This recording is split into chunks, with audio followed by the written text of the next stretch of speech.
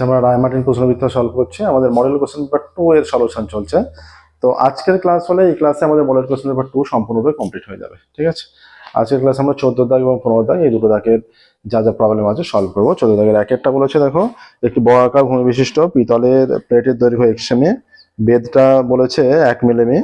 আচ্ছা, সেমি আর মিলিমি দু রকম একক আছে, একরকম এককে নিয়ে আসতে হবে। আচ্ছা, প্লেটের ওজন বলে দিয়েছে 4725 গ্রাম, 1 ঘন সেমি পিতলের ওজন বলে দিয়েছে 8.4 গ্রাম, হলো এক্স এর মান কত। আচ্ছা, এবার 1 মিলিমিটার সমান কত সেমি সেটা আগে করে নাও, সেমিতে ঘুরিয়ে নাও। হ্যাঁ, আচ্ছা 1 মিলিমি সমান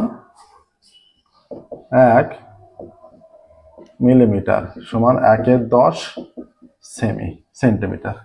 1 মিলিমিটার সমান 1/10 সেন্টিমিটার। এবার দেখো এখানে বলেছে পিতলের ওজন, প্লেটের ওজন বলে দেওয়া আছে, আর 1 ঘন সেমি পিতলের ওজনও বলে দেওয়া আছে। পিতলে এখানে বলেছে, তাহলে এখানে আয়তনটা আগে বের করে নাও। প্লেটের ওজন, প্লেটের আয়তন কত, অর্থাৎ বর্গাকার নিচের দিকটা বর্গাকার ভূমি বিশিষ্ট আর হাইটটা জানি, তাহলে দৈর্ঘ্য ইন্টু প্রস্থ ইন্টু উচ্চতা করলেই আমরা পেয়ে যাব। ঠিক আছে, প্লেটের আয়তন কত হচ্ছে, প্লেটের আয়তন, প্লেটের আয়তন বর্গাকার ভূমি বিশিষ্ট মানে x ইন্টু এক্স, আর হাইটটা 1/10 এত ঘন সেমি, তাহলে এক্স স্কোয়ার বাই 10 ঘন সেমি। ঠিক আছে, প্লেটের আয়তন হয়ে গেল। এবার এখানে বলেছে দেখো 1 ঘন সেমি পিতলের ওজন এত, এক্স এর মান কত, তাহলে মোট প্লেটের ওজন আমরা জানি। আচ্ছা, তাহলে 1 ঘন সেমি প্লেটের ওজন, 1 ঘন সেমি প্লেটের ওজন কত বলে দিয়েছে, 1 ঘন সেমি প্লেটের ওজন বলা আছে, বা 1 ঘন সেমি পিতলের ওজন বা প্লেটের ওজন লিখলে হবে 8.4 গ্রাম, 8.4 গ্রাম। আর পুরোটা হচ্ছে এইটা এক্স স্কোয়ার বাই 10, এত ঘন সেমি প্লেটের ওজন বা পিতলের ওজন 8.4 ইন্টু এক্স স্কোয়ার বাই 10, এত গ্রাম হয়ে যাচ্ছে। ঠিক আছে, এইটা আবার বলেছে মোট প্লেটের ওজন। আমরা এইটা একভাবে মোট প্লেটের ওজন বের করলাম, আর মোট প্লেটের ওজন বলে দেওয়া আছে, দুটোকে সমান করে দিলেই হবে শর্ত অনুসারে। এটা আয়তঘন চ্যাপ্টারের প্রথম দিকের অঙ্কটাই দিয়ে দিয়েছে, x square by 10 into 8.4 is equal to, উভয় দিকে গ্রাম এককই আছে, হ্যাঁ, ইজ ইকুয়াল টু 4725। তাহলে এক্স স্কোয়ার সমান কত, 4725 ইন্টু 10 বাই 8.4। ঠিক আছে, বা x square is equal two, দশমিক উঠে গেলে এখানে একটা 100 হয়ে যাচ্ছে। ঠিক আছে, 4725 ইন্টু 100 বাই 84। ঠিক আছে, কত দিয়ে কাটা যেতে পারে এটাকে, 84 অবশ্যই কাটতে হবে, বা এক্স স্কোয়ার সমান, এটা যদি কাটি 84, 4 25 100, 4 21 84, 21 দিয়ে নিশ্চয়ই ভাগ করা যাবে।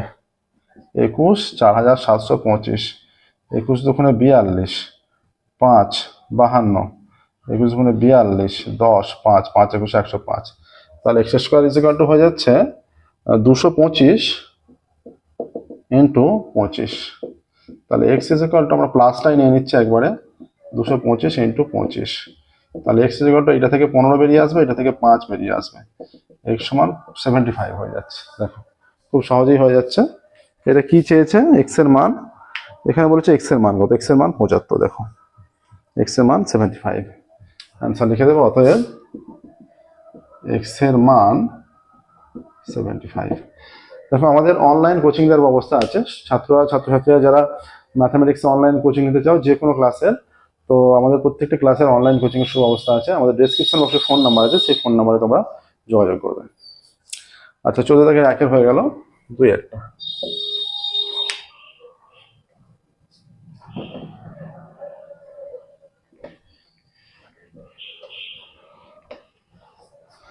দুই একটা কি বলেছে দেখো, 11 সেমি বহিঃপরিধি বিশিষ্ট 105 সেমি লম্বা টিউবলাইটের কাজ যদি 0.2 সেমি পুরো হয়, 5টি টিউবলাইট তৈরি করতে কত ঘন সেমি কাজ লাগবে। একদম সহজ অঙ্ক। বহিঃপরিধি আমরা ধরে নিচ্ছি, ধরি টিউব লাইটের বহিঃব্যাসার্ধ সমান R2 সেমি। ঠিক আছে, তাহলে শর্ত অনুসারে কি হয়ে যাচ্ছে, 2 পাই R2 সমান বহিঃপরিধি বলে দিয়েছে 11 সেমি, 11, বা 2 ইন্টু পাই এর মান 22/7 ইন্টু R2 ইজিক্যাল টু 11, বা R2 সমান 11 ইন্টু 1/2 ইন্টু 7/22, কেটে দিলে 2 আসছে, বা R2 সমান 7/4, R2 সমান 7/4 আসছে। তাহলে বহিঃব্যাসার্ধ 7/4, অতএব বহিঃব্যাসার্ধ সমান 7/4 এত সেমি।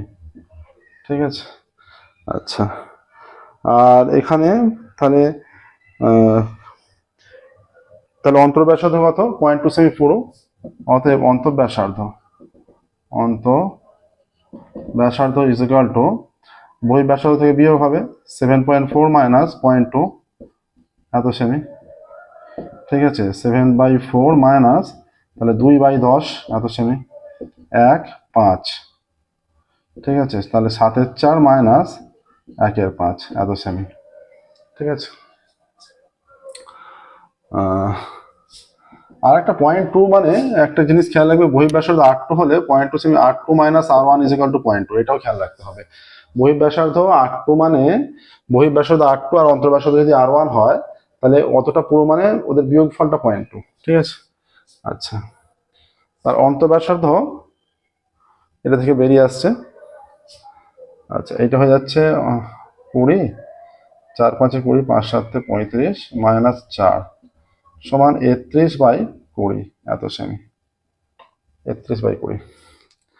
আচ্ছা, এবার 105 সেমি লম্বা, তাহলে বহিঃব্যাসার্ধ অন্তর্ব্যাসার্ধ বের হলো। এবার আমাদের এটা ক্যালকুলেশনটা ঠিক আছে কি দেখছি, যে এইটা থেকে এটা অন্তর্ব্যাসার্ধ, এটা বহিঃব্যাসার্ধ, বহিঃব্যাসার্ধ থেকে যদি অন্তর্ব্যাসার্ধ বিয়োগ করে যদি 0.2 আছে তাহলে জানবো আমাদের ঠিক আছে।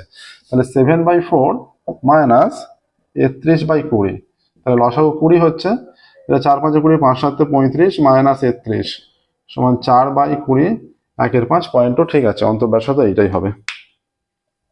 ঠিক আছে, তাহলে আমরা অতএব R1 এই মানটা জানি, আর অতএব R2 প্লাস R1 এর মানটা বের করি।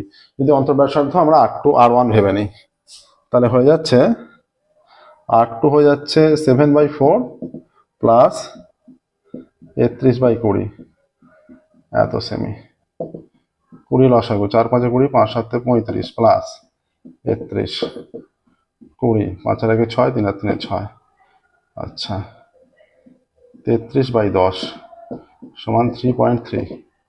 ঠিক আছে, তাহলে ব্যাসার্ধের যোগফলটা আর বিয়োগফলটা দুটোই পেয়ে গেছি।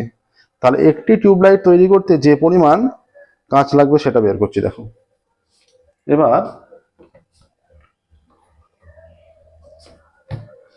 একটি টিউবলাইট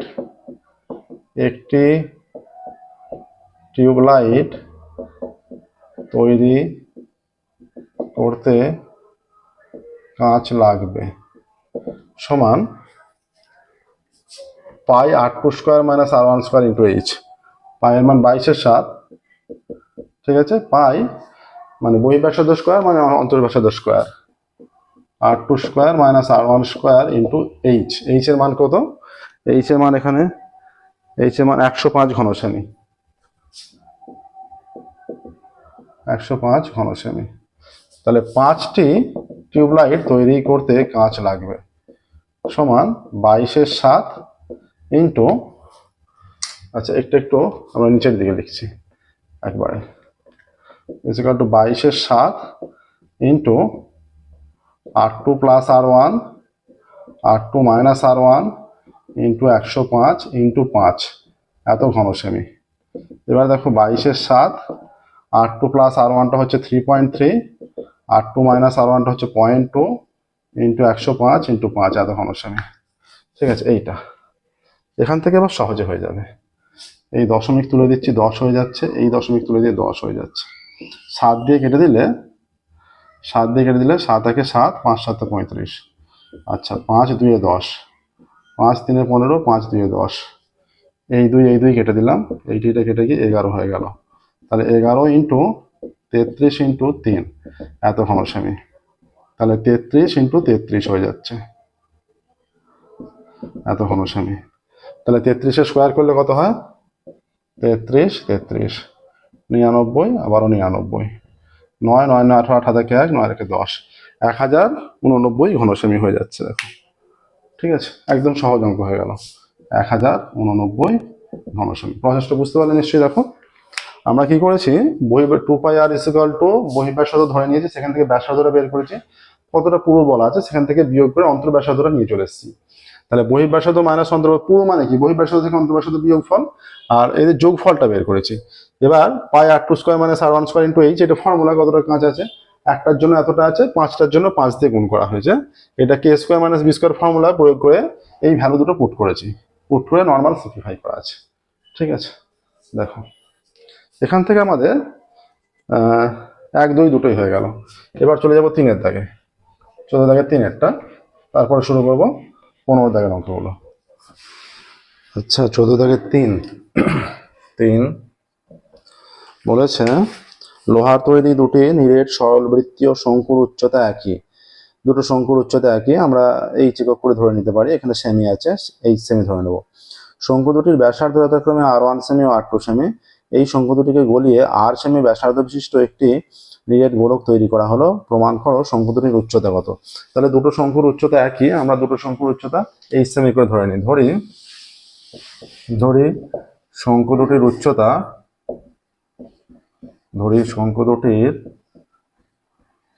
মানে প্রত্যেকটারই উচ্চতা দুটোরই এই সেমি। এবার তাহলে দুটি নিরেট সরলবৃত্তীয় শঙ্কুর উচ্চতা একই, শঙ্কু দুটির ব্যাসার্ধ এত সেমি, এদের গলিয়ে তৈরি করা হয়েছে। অর্থাৎ দুটো নিরেট যে শঙ্কু গলিয়ে একটা গোলক তৈরি করা হচ্ছে, গোলকই তো বলেছে, আর সেমি ব্যাসার্ধ নিরেট গোলক, অর্থাৎ দুটো নিরেট শঙ্কুর যে আয়তন, সেই আয়তনটার মোট আয়তনটা গোলকের আয়তনের সঙ্গে সমান হবে। ঠিক আছে, তার মানে শঙ্কু দুটির আয়তন বের করা দরকার লাগবে। তাহলে প্রথম শঙ্কুর বা R1 সেমি ব্যাসার্ধ বিশিষ্ট, R1 সেমি ব্যাসার্ধ বিশিষ্ট শঙ্কুর আয়তন সমান 1/3 পাই R1 স্কোয়ার এইচ এত ঘনসেমি। ঠিক আছে, আর R2 সেমি ব্যাসার্ধ বিশিষ্ট শঙ্কুর আয়তন is equal to 1/3 pi R2 square H ঘনসেমি। এদের যে মোট আয়তনটা গোলকের আয়তনের সঙ্গে সমান হবে। গোলকের আয়তন, গোলকের ব্যাসার্ধ আর সেমি, গোলকের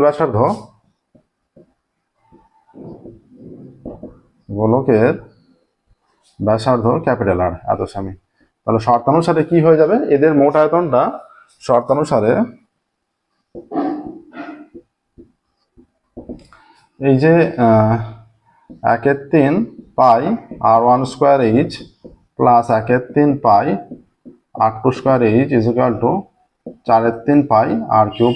কারণ এই দুটো থেকে এইটা তৈরি করা হচ্ছে, গোলকটা তৈরি করা হচ্ছে, বা এইচটা কমন নিয়ে নিচ্ছি। এইচ কমন নিলে এইচ এর সঙ্গে 1/3 পাইও আছে, R1 square plus R2 square is equal to 4/3 pi আর কিউব। আচ্ছা নিচে 3 3 কেটে দাও আর পাই কেটে দাও উভয় দিকে, বা এইচ ইজ ইকুয়াল টু কত হয়ে যাচ্ছে 4R cube by R1 square plus R2 square. এইটা হচ্ছে এইচ এর মান বেরিয়ে যাচ্ছে।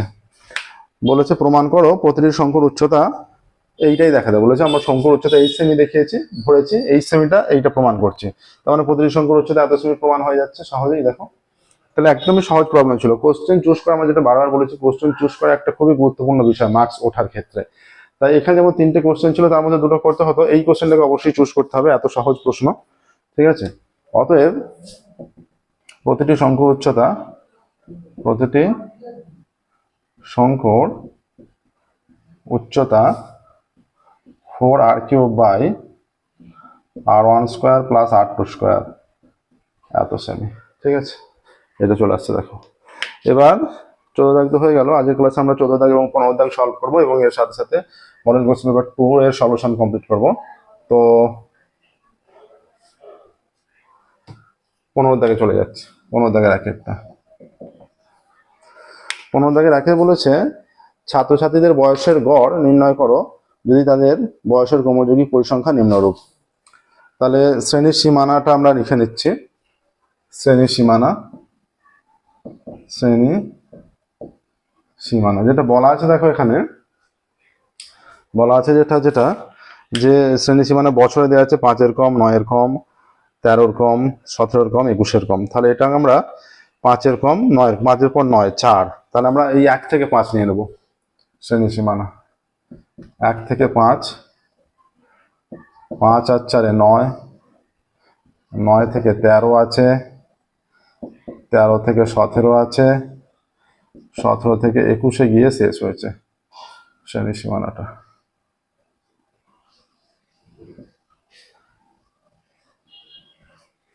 এইটা এবার ছাত্রছাত্রী মানে পরিসংখ্যা যেটা, আচ্ছা ছাত্রছাত্রী অর্থাৎ এফ যেটা বা FI আকারেও লেখা যেতে পারে, ঠিক আছে। আচ্ছা এখানে ক্রমযৌগিক আকারে আছে, এটা প্রথমটায় 5 জন, এটা 5, দ্বিতীয়টায় 9 জন বলা আছে, 9 - 5 = 4 হয়ে যাবে, ঠিক আছে। মোট 9 বলা আছে। 13-র নিচে টোটাল 17 জন, তাহলে 9 থেকে 13-র মধ্যে কত হয়ে যাবে? 17 - 9 মানে 8 জন হয়ে যাচ্ছে, ঠিক আছে। আচ্ছা এবার 17-র নিচে বলা আছে যে 29 জন, তাহলে 13-র নিচে 17 জন ছিল, তাহলে 13 থেকে 17-র মধ্যে কত হবে? 29 - 17 = 12 জন, ঠিক আছে। আচ্ছা 21-এর নিচে 45 জন, তাহলে 17 থেকে 21 কতজন হবে? 45 - 29, তাই তো 29টাই কাজে লাগাতে হবে। 45 - 29 = 16 হয়ে যাবে, 16। আচ্ছা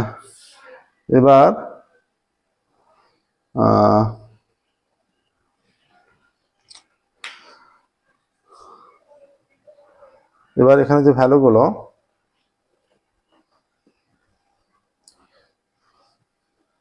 পাঁচ আছে, 5, 4 হয়েছে। আচ্ছা এবার এদের মধ্যক এটা চাই। 1 আর 5-এর মধ্যে হয়ে যাচ্ছে 3, তাই তো 1 আর 5-এর মধ্যে 3।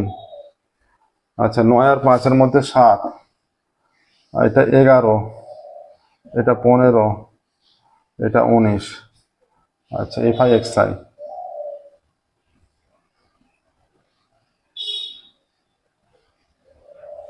এটা FI XI, এটা XI, এখানে FI লেখা আছে। 3 × 5 = 15, 4 × 7 = 28, 8 × 11 = 88, 15 × 12, 15 × 2 = 150, 180। আচ্ছা 19 আর 16 হচ্ছে 190, 19 × 190, 5 × 19 = 95, 6 × 19 = 114, 190, 114, 304 হয়ে যাচ্ছে। তাহলে সামেশন অফ FI XI = 18 × 16 = 20 আর 5 = 25-এর 5, 25-এর 5, আর 18 × 16 = 20 আর 5 = 25-এর 5, আর 2, 18 × 16 = 18, 20 আর 21-এর 1, আর 2, 2, 2, 2 আর 3 আর 3 6, 615 চলে আসছে, 615, ঠিক আছে। আচ্ছা তাহলে এখানে চেয়েছে যেটা গড়,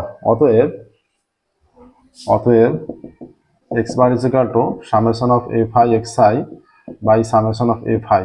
এখানে summation of FI দেখো, এখান থেকে টোটাল 45 বোঝাই যাচ্ছে। summation of FI = 45, তাহলে এইটা হচ্ছে 615 বাই 45। 3 দিয়ে কাটছে, 3 × 15 = 45, 3 × 2 = 6, 3 × 5 = 15, 205 বাই 15, 5 দিয়ে কাটবে 3, 5 × 4 = 21, 41/3 আসছে।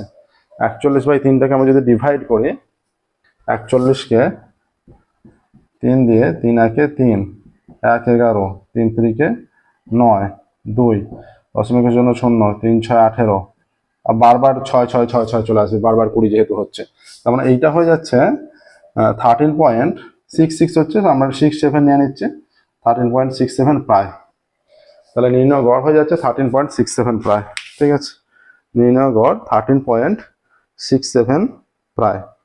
ঠিক আছে, এটা একের দাগেরটা হলো। নেক্সট আমরা এবার 2 এর দাগে যাব। গড় নির্ণয় করতে দিয়েছিল, এবার মধ্যমা নির্ণয় করতে দিয়েছে 2 এর দাগেরটা।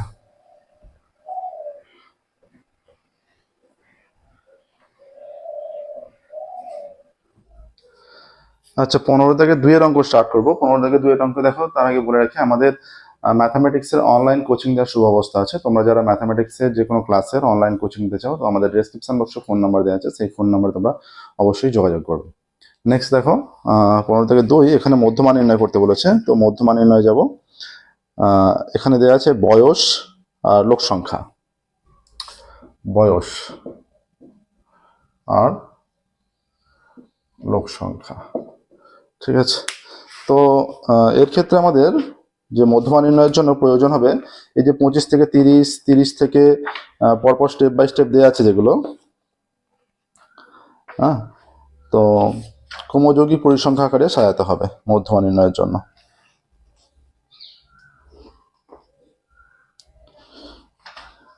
তাহলে এখানে আছে 25 থেকে 30, এটা আমরা লিখবো যে 25 থেকে 30 যেটা আছে যে 25-এর কম, তাই তো, 25-এর কম।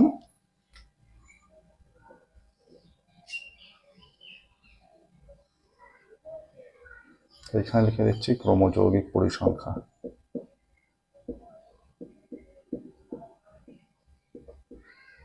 ঠিক আছে, হলো ক্ষুদ্রতর সূচক কিন্তু এটা।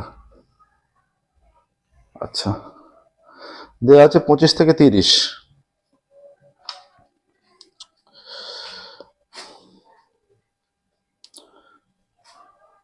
এটা আছে 25 থেকে 30। আচ্ছা, 25 থেকে 30, 25 থেকে 30। আচ্ছা, তারপর আছে 30 থেকে 35 করে একবার 55 থেকে 60 পর্যন্ত। 30 থেকে 35, 35 থেকে 40, 40 থেকে 45, 45 থেকে 50, 50 থেকে 55, 55 থেকে 60।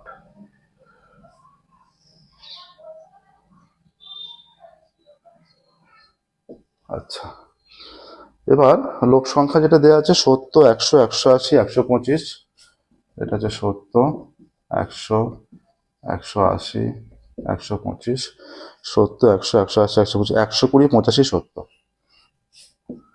120, 85, 70। ঠিক আছে, আচ্ছা, এবার ক্রমযৌগিক পরিসংখ্যা এখানটা ব্র্যাকেটে লিখে দেবে ক্ষুদ্রতর। ঠিক আছে, ক্ষুদ্রতর। আচ্ছা, ক্ষুদ্রতর মানে এটা কি হবে, পরপর যোগ হয়ে যাবে। তাহলে এটা 70ই থাকছে। আচ্ছা, এটা 70 প্লাস 100, তার মানে 170 হয়ে গেল। 170 প্লাস 180 হয়ে গেল 350। 350 প্লাস 125 হয়ে গেল 475। 475 প্লাস 120 হয়ে গেল 595।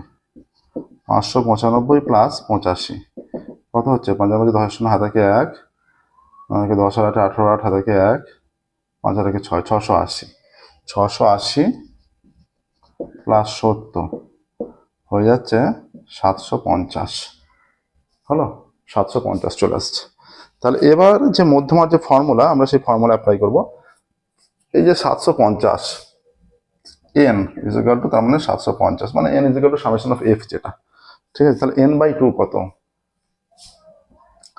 n/2 মানে 750/2 মানে 350, মানে 350, 375 হয়ে যাচ্ছে। 375 এখানে কোন শ্রেণীতে পড়ছে দেখো, এই শ্রেণীটা পড়ে যাচ্ছে 375, মানে এইখানটা। এই যে 350 পর্যন্ত এইটা, 350-এর পর থেকে এইটা, তাহলে মধ্যমা শ্রেণী হয়ে যাচ্ছে 40 থেকে 45টা। মধ্যমা শ্রেণী যেটা হয়ে যাচ্ছে এই যে 40 থেকে 45 যেটা আছে, সেটা মধ্যমা শ্রেণী। এল ইজ ইকুয়াল টু, তার মানে 40। n/2 এখানে আছে, এফ মানে তার ফ্রিকোয়েন্সি, এফ মানে তার ফ্রিকোয়েন্সি হচ্ছে 125, হ্যাঁ, এল এফ দরকার, আর সিএফ দরকার। সিএফ হচ্ছে কিউমুলেটিভ ফ্রিকোয়েন্সি যেটা, সিএফ 350, এইচ কত, এইচ হচ্ছে 5। তাহলে এখান থেকে আমরা মধ্যমা পেয়ে যাব, ঠিক আছে। তাহলে নির্ণয় মধ্যমা হয়ে যাচ্ছে এল প্লাস, অতএব মধ্যমা সমান এল প্লাস, এল মানে 40, plus n/2 minus CF, n/2 হচ্ছে এইটা 750/2, হ্যাঁ, 750/2 মানে এটা লিখে দাও 375, 375 মাইনাস সিএফ মানে হচ্ছে 350 বাই এফ, এফ মানে 125 ইন্টু এইচ, এইচ এর মান 5, 40 প্লাস এটা হয়ে যাচ্ছে 25 ইন্টু 5 বাই 125, ঠিক আছে। 25, 5 25 125, 5 5 কেটে গেল, তাহলে 40 প্লাস 1 সমান 41 হয়ে যাচ্ছে, দেখো 41 চলে আসছে, ঠিক আছে। তাহলে নির্ণয় মধ্যমা 41, দেখো খুব সহজে চলে আসছে এই প্রসেসে। তাহলে মধ্যমা এগুলো দেখো, রাশিবিজ্ঞানের যে অঙ্কগুলো, রাশিবিজ্ঞানের অঙ্কগুলো কিন্তু সহজেই আসে, বিশেষ করে যেগুলো বইয়ে করে দেওয়া আছে সেই অঙ্কগুলো আর উদাহরণ অঙ্কগুলো করলেই মোটামুটি পাওয়া যায়। কিছু অঙ্ক চেঞ্জ করে দেয়, যেমন এটা ধরো বইয়ে বা এতে কিছু নেই, প্রসেসগুলো মনে রাখলে নিজেরা সহজে করতে পারবে। আচ্ছা, 15 থেকে 3 একটা দেখো, যেটা কি করতে দিয়েছে, অজাইব অঙ্কন করতে দিয়েছে।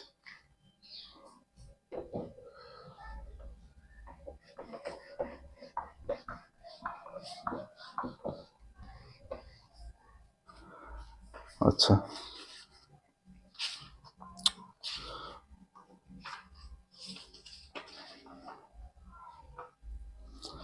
কি বলেছে দেখো, নিচের প্রদত্ত তথ্যের ক্ষুদ্রতর সূচক ও বৃহত্তর সূচক অজাইব অঙ্কন করে মধ্যমার মান নির্ণয় করো। অজাইব অঙ্কন করে, এটা তো আমাদের যেহেতু এখানে ছক কাগজ নেই, এক্সাক্ট মানটা হয়তো পাওয়া যাবে না, মোটামুটি কাছাকাছি একটা মান পাবো আমরা, ঠিক আছে।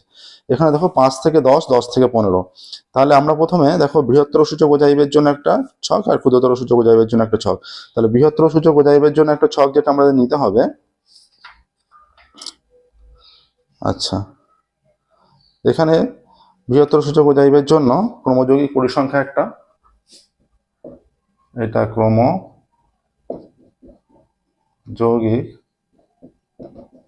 পরিসংখ্যা,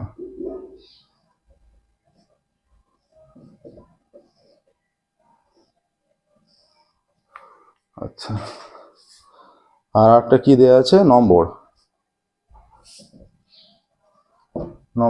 তাই তো। এখানে যেটা করবে,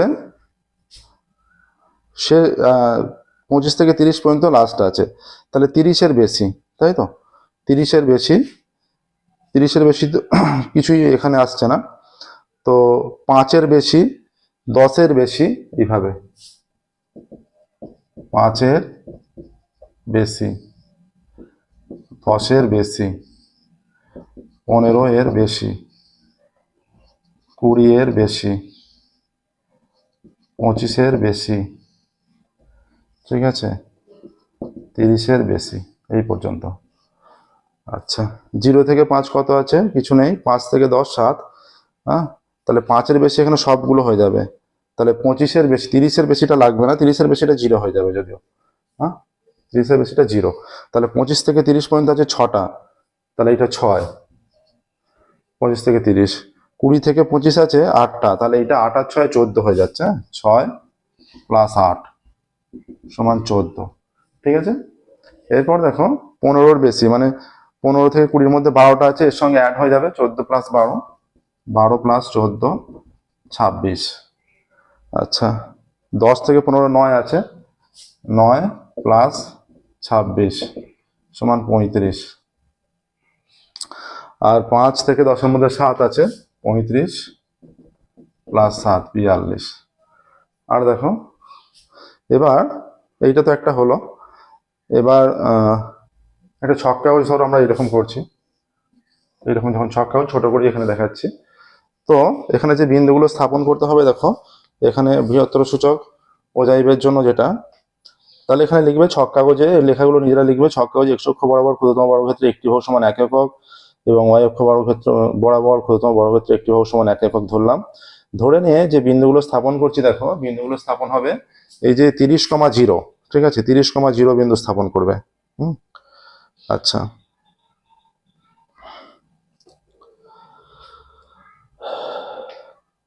তাহলে 30,0 মানে x অক্ষ বরাবর মনে মনে একটা দূরত্ব 5, 10, 15, 20, 25, 30, 30,0 এই বিন্দুটা হয়ে গেল। সবগুলো এবার পরপর চোখের আন্দাজে মোটামুটি, আর ছক কাগজে হলে এটা নিখুঁতভাবে করতে পারবেন। এখানে যেহেতু আমাদের ছক কাগজে মোটামুটি একটা প্রসেসটা দেখিয়ে দিচ্ছি।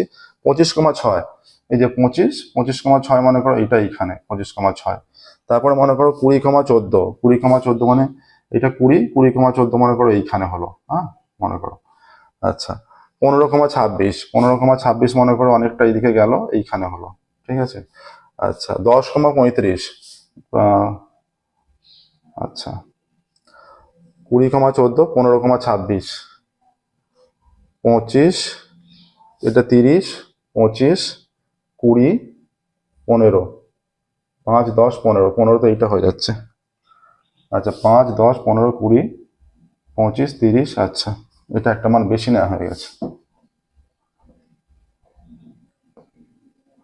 5, 10, 15, 20, 25, 30, 30,0, 25,6, আচ্ছা 15,14, হ্যাঁ আচ্ছা 20,14, 15,26 এইখানে।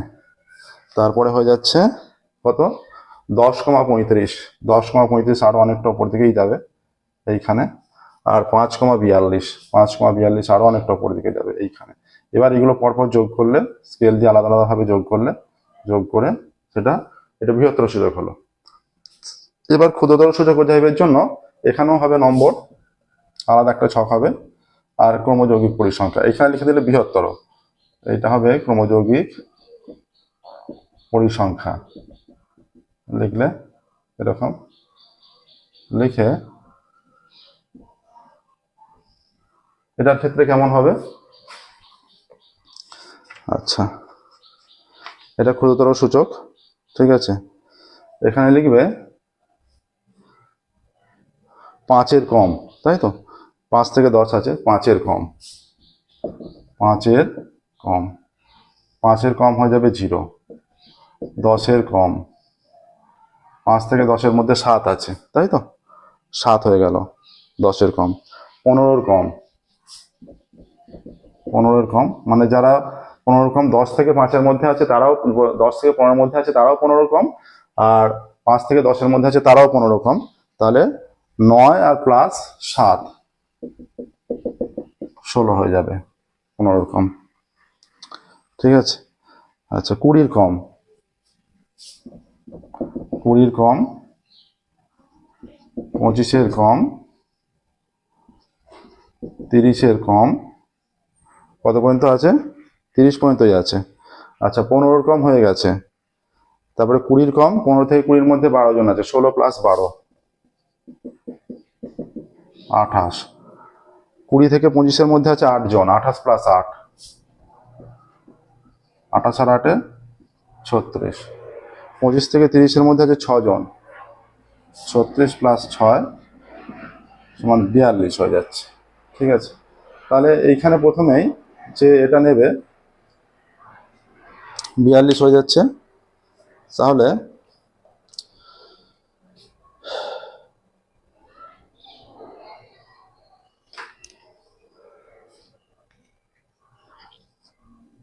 তাহলে 5,0, 5,0 কোথায় হয়ে যাচ্ছে, এই যে 5,0 এইখানে। এবার এখান থেকে ওদিকে বৃদ্ধি পাবে 10,7, 10-এর সোজা 7 এইখানে মনে করো। তাহলে 15,16, 15,16 মনে করো এইখানে হচ্ছে, ঠিক আছে। 20,28, এটা 20,28 একটু এইখানে বেশি চলে যাচ্ছে। আচ্ছা 25,36, 25-এর সোজা 36 মনে করো এইখানে হয়ে যাচ্ছে, হ্যাঁ 36 মনে করো এইখানে হয়ে যাচ্ছে। আচ্ছা 30,42, এটা 30-এর সোজা 42 এইখানে একই এতে হয়ে যাচ্ছে। এবার এগুলোকে পরপর আলাদা আলাদাভাবে স্কেল দিয়ে দিয়ে যুক্ত করলে, হ্যাঁ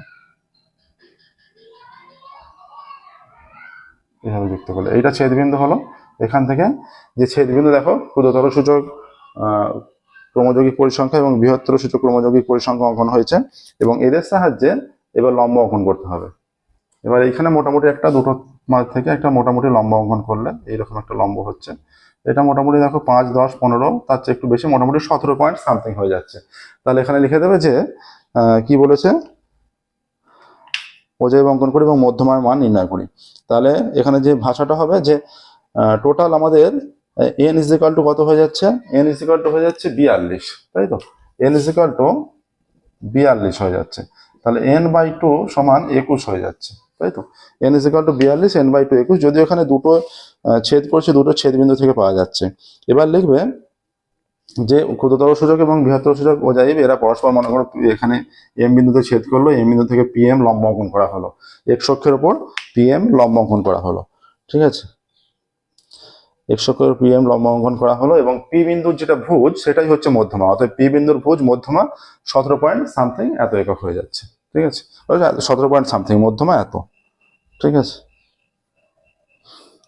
তো দেখো আজকের মতো এখানেই স্টপ করছি। এর সাথে সাথে আমাদের 500 মডেল কোশ্চেন পেপার 2 548 পেজের মডেল কোশ্চেন পেপার 2 সম্পূর্ণ সলিউশন হয়ে গেল। আজকের ক্লাস আমরা এখানেই স্টপ করছি, পরবর্তী ক্লাসে মডেল কোশ্চেন পেপার 3 এর সলিউশন নিয়ে। ওকে, থ্যাংক ইউ এভরিওয়ান।